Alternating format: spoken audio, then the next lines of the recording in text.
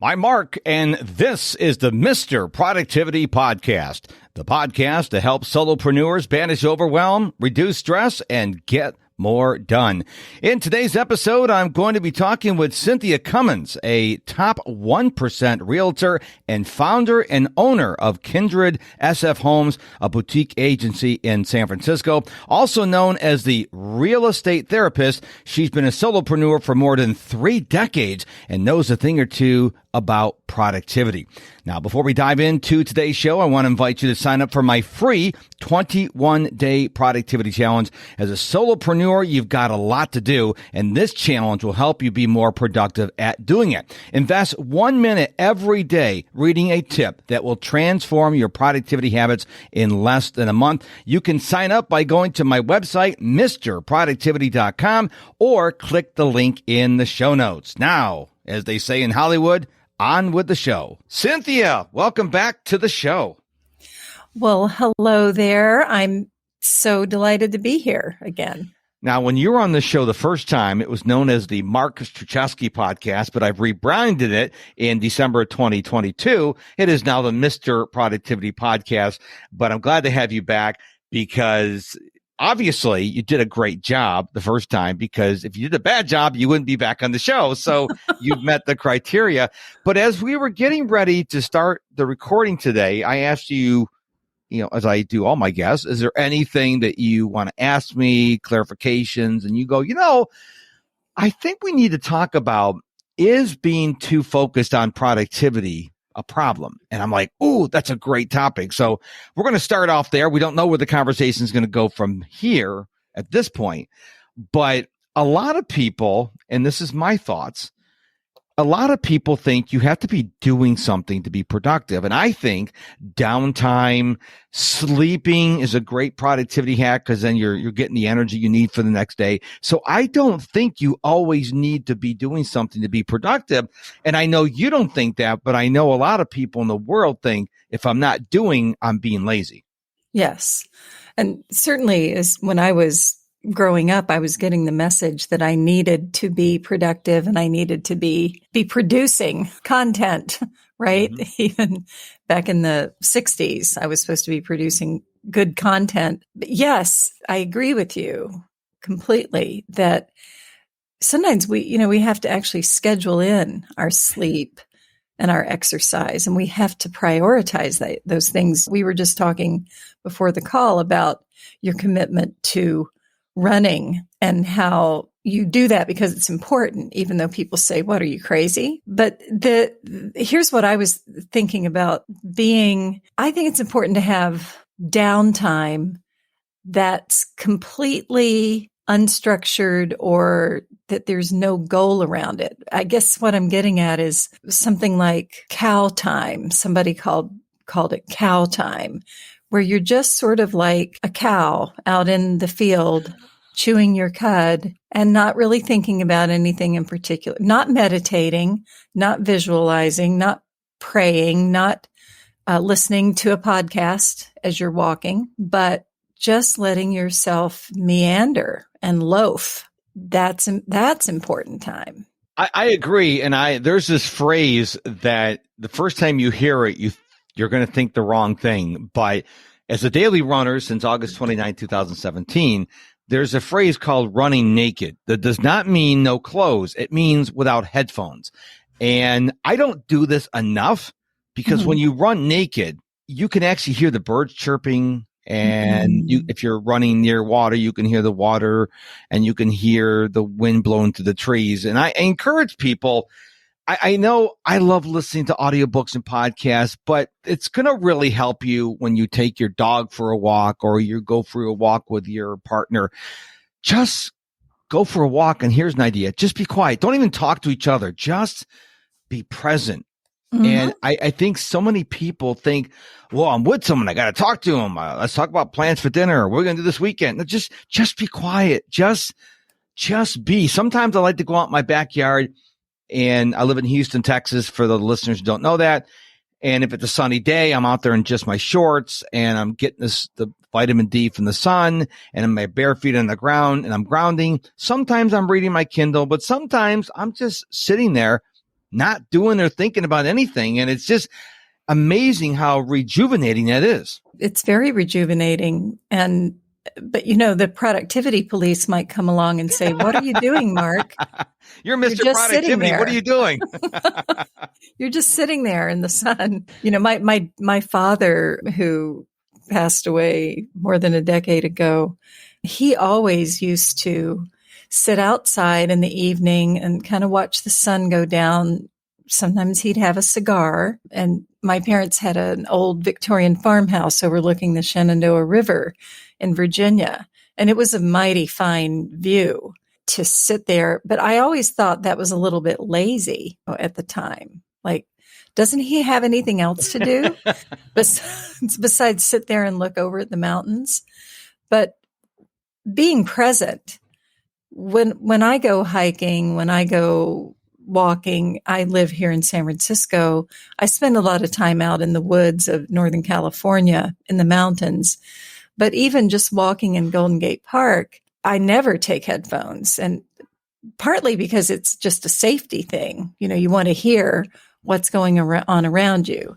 If somebody on a motorcycle is fast approaching, you want to know. But I like to be present with the sounds.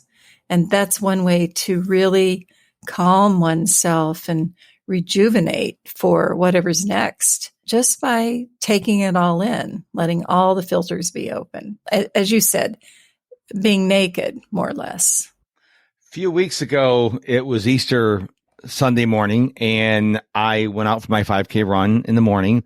And when I started running on the trail, I was running west. Now, the sun rises from the east, obviously. It's still to this day, it rises from the east. When I turned around and came back, the sun was so glorious. The sunrise is so glorious. And as a Christian, I stopped listening to my audiobook. And I'm like, okay, God, you showed up, you showed off again. I mean, it was the most magnificent sunrise I've ever seen. Mm-hmm. And here's the thing. I'm so glad that when I run, I only run with my cellular Apple Watch and my AirPods. I don't bring my phone, so I couldn't record this magnificent sunrise. But you know what?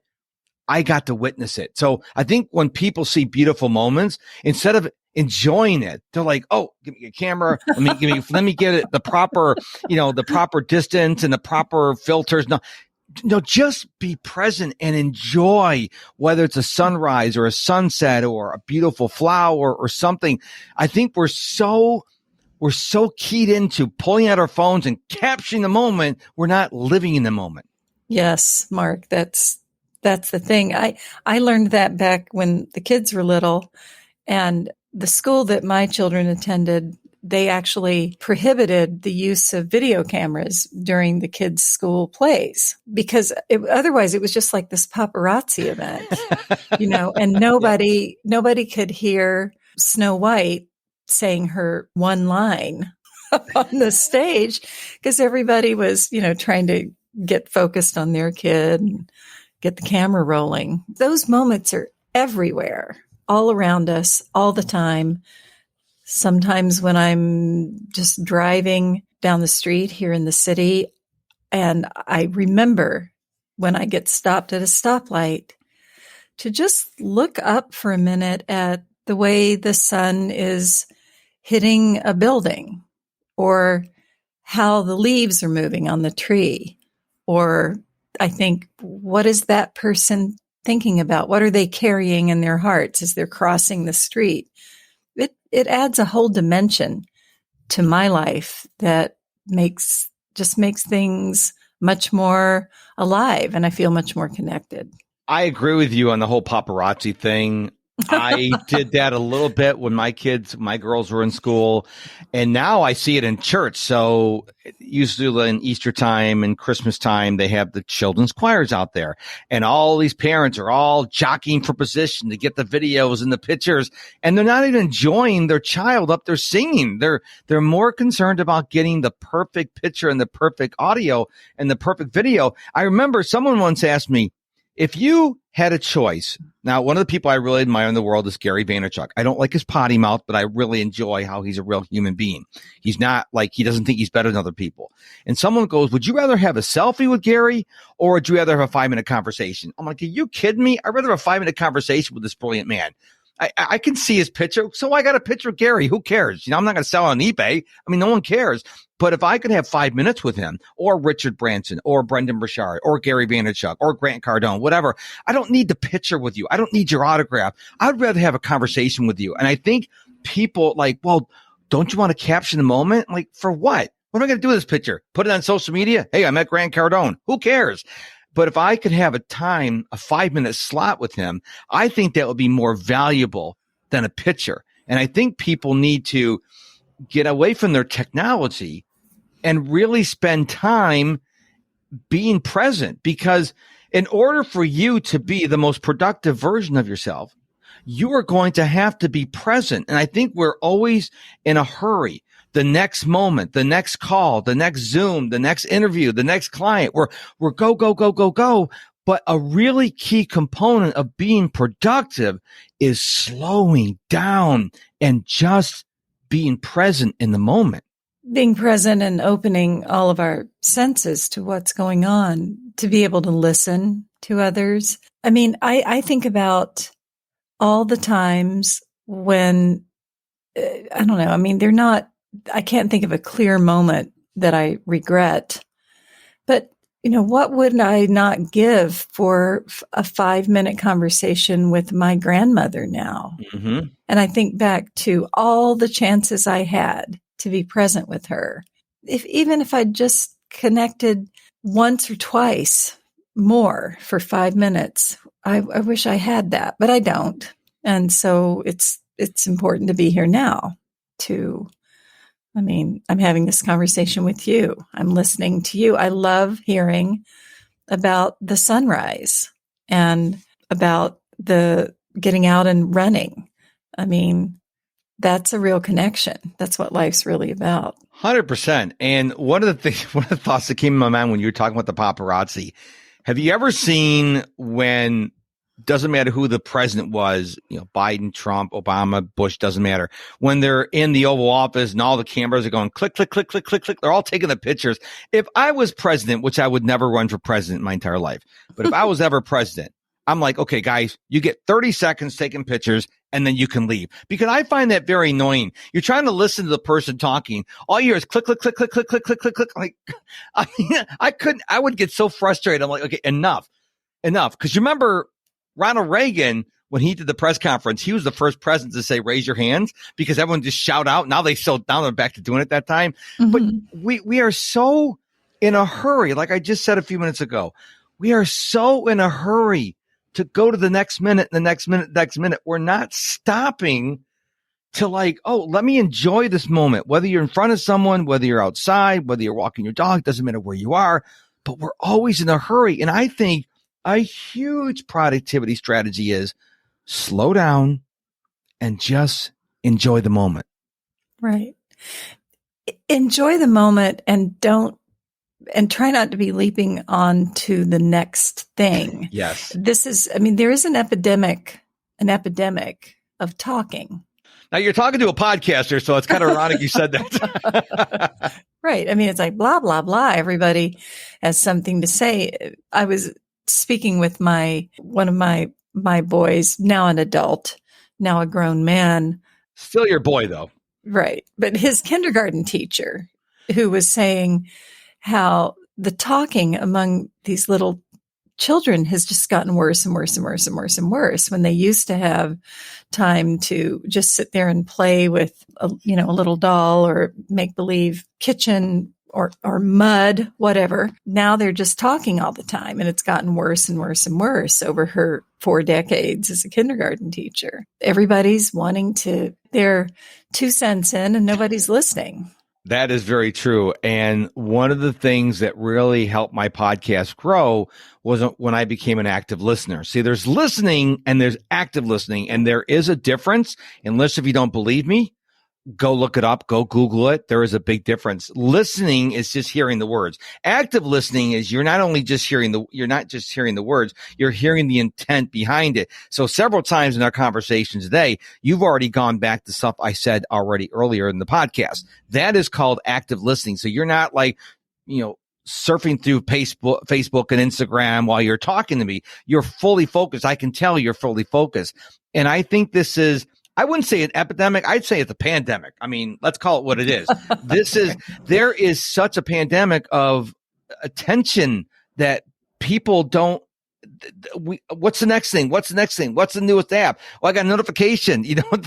No one is stopping. And then they come to me and like, I am so overwhelmed. I'm like, okay, tell me about your day. And they tell me, they go from thing to thing to thing to thing to thing. Their phone's going ding, swoosh, boing. I'm like, oh, okay. I think we found the problem here because you think being productive is constantly moving to the next thing when actually what you need to do is pull back on the reins of the horse and go, whoa, we're going to stop here for a while.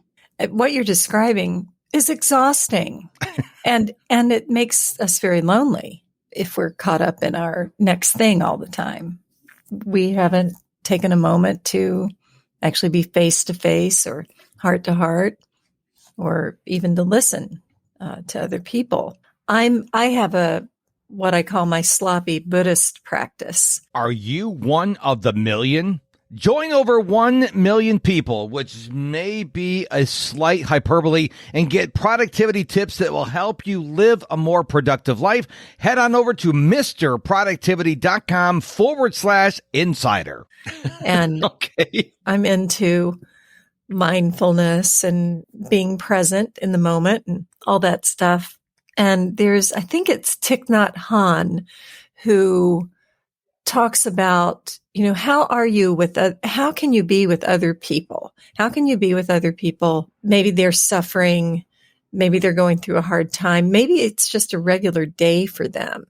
But the thought that we can have in our minds and hearts goes something like, I am here for you, right? I see that you're here with me and I'm here for you. We're here. We're listening to each other. And you don't have to say it out loud, but what a generous idea that I'm here. I'm witnessing you. I'm here in this moment. It's kind of cool. Yeah, it is. And I want to talk about another aspect of productivity that people don't stop and think about. And that is doing things that bring you joy. So I'm a one sport guy. The only sport I watch is what we call soccer in America. In Europe, they call football. So we're recording this on April 11th. Now at 2:00 this afternoon, my time, there's going to be a big soccer game between my favorite team, Manchester City, also known as Man City, and Bayern Munich out of the German Bundesliga. Now, I will watch that game. It's in my calendar. Now, I've been told by my coach that's not being very productive, and by other people, why don't you watch it later? Because I want to watch it live. But here's the thing. I'm really productive before the match, and I'll be productive after the match. What difference does it make when I watch the match? See, a lot of people think, oh, when you 8 to 5, you got to be working. Well, I don't know where that rule is written anywhere. I think if you want to do something, let's say there's one of these springtime classical concert at your local park, and it's at 1:00 right after lunch or during lunch even, and you want to go to it. Well, then go to it because it's going to give you energy. It's going to bring you joy, and you're probably going to be more productive after the concert. But a lot of people say, well, no, I'm going to sacrifice watching the soccer game or going to the concert because I'm going to be productive. But what's going to happen is you're going to become miserable because you missed the thing that was going to bring you joy. So I think there's something to be said about doing things that bring you joy that will improve your productivity. Absolutely. And I completely support you watching soccer at 2 this afternoon. I think you'll probably be more fun to be around afterward, right? Especially if they win. Exactly. I mean, yeah. And, joy comes in all different shapes and sizes. You never know. The joy could be, for me, making my first cup of tea in the morning, just putting the tea leaves in the little thing and and pouring the hot water over. There's something very pleasant about that and very grounding, right? Uh-huh. But I might also just enjoy watching a little bit of comedy or a social media meme that makes me laugh. Like one I saw the other day of a dog and a cat both up on their hind legs, sort of facing off, and the cat throwing punches at the dog. And then there's a pause of about 5 seconds, and the dog reaches out with one paw and just knocks the cat over. Now, that's just a little sip of humor, as long as I don't fall into continuing to scroll through reels of funny animal videos. Mm-hmm. But just that little moment to chuckle over something as absurd as that can really change the tone of the day. I agree. And I've been telling people for many years, happy people tend to be productive people. Okay, let me say that again for you, listener. Happy people tend to be productive people.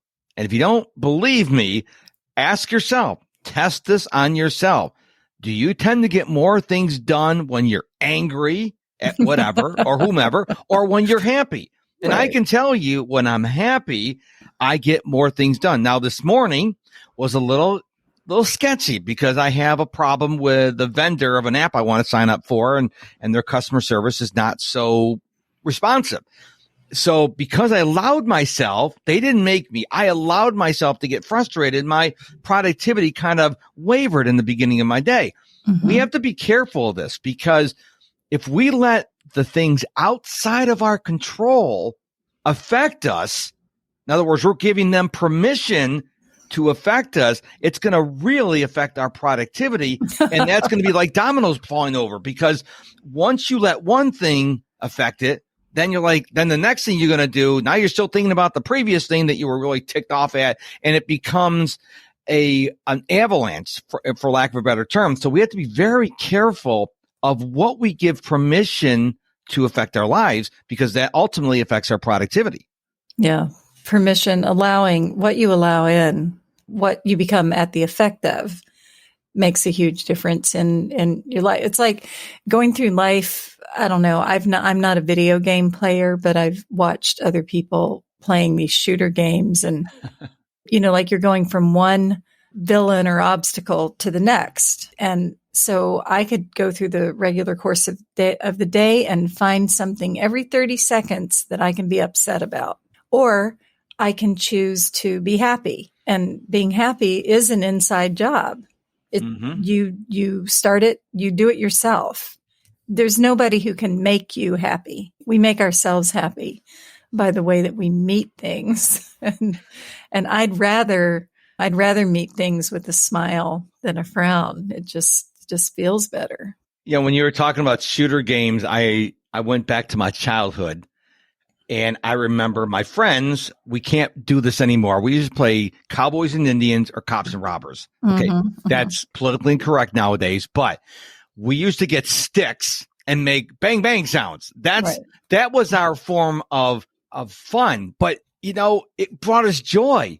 Now, kids don't even go outside because they're inside of the computer game consoles. I mean, we used to play for hours just trying to hunt people down and shoot people with sticks. And it was so much fun. And I think this is where I want to end the show on, is talking about complexity. I've been saying for many years, I want to know your thoughts on this. I believe complexity is not only the gateway to procrastination, but I think complexity is a gateway to sadness. You mentioned loneliness earlier in the show. If we make things too complicated, I think it's really detrimental to our mental health. Do you agree? Oh, I totally agree. I think that I'm reading a book called Essentialism. Oh, excellent book. And I think the idea that at the beginning is that if we don't prioritize our own lives, someone else will. And then the next thing it'll be 40 years later, and you'll be in this dead end job that you hate. I mean, that's one of the things about entrepreneurship is taking up something that you're passionate about or that you really want to do with your life. I don't want to regret the actions that I've the choices I've made. You got to watch what you get good at. Mm-hmm.